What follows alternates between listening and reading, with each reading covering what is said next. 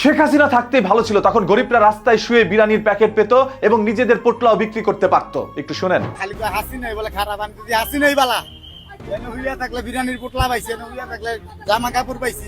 তারেক রহমান কি কমু শহীদ সন্তান হইয়া 71 সনের বার পাক বাহিনী চুপ না এলি আজকের দিন আমগো এই অবস্থা।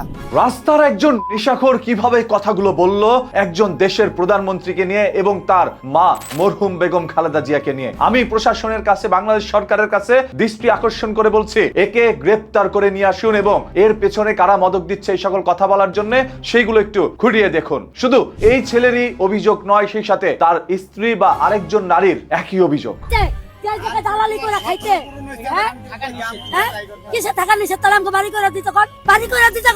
দুজন মিলে একজন মরহুম ব্যক্তিকে নিয়ে কিভাবে এই ধরনের অভিযোগগুলো করলেন? এর চাইতে নিকৃষ্টতম ঘটনা আর কি ঘটতে পারে? শেখ হাসিনা থাকতেই নাকি ভালো ছিল, তারা রাস্তার মধ্যে শুয়ে থাকতো আর বিরিয়ানির পোটলা তাদের চেহারার দিকে ছুঁড়ে মারত। তারা সেই বিরিয়ানির পোটলা খেয়ে বাঁচতেন এবং নিজেদের পোটলা অন্য কারো কাছে বিক্রি করতে পারতেন। জনাব তারেক রহমান আসার পর বিক্রি করতেও পারছে না, ঠিকভাবে সেবনও করতে পারছে না যেখানে সেখানে বসে। এতে করে তাদের সমস্যা আরো বিকট আকার ধারণ করেছে। তাই জনাব তারেক রহমানের বিরুদ্ধে এই ধরনের অভিযোগগুলো করছে এই সকল মাদকাসক্ত নেশাখোরেরা। আসুন এই মাদকের বিরুদ্ধে দাঁড়াই, এই সকল নেশাখোরদের বিরুদ্ধেও দাঁড়াই। আমাদের দেশের বর্তমান মাননীয় প্রধানমন্ত্রী জনাব তারেক রহমান কিছুদিন আগে প্রধানমন্ত্রী হয়েছেন, এই রাষ্ট্রের ক্ষমতা হাতে নিয়েছেন। তিনি একটি বিধ্বস্ত দেশের মধ্যে এসে পড়েছেন, যে দেশে কিছু নেই, সবকিছু লুটপাট করে দেশটাকে খালি করে চলে গিয়েছেন আগের সরকার। এখানে বসে এই দেশটাকে নিয়ন্ত্রণ করা এবং নানা ধরনের ষড়যন্ত্র মোকাবেলা করা জনাব তারেক রহমানের জন্য অনেক চ্যালেঞ্জিং হয়ে যাচ্ছে। সেখানে বসেও তিনি দেশ নিয়ে ভাবছেন। গতকাল একটি পত্রিকায় দেখলাম তিনি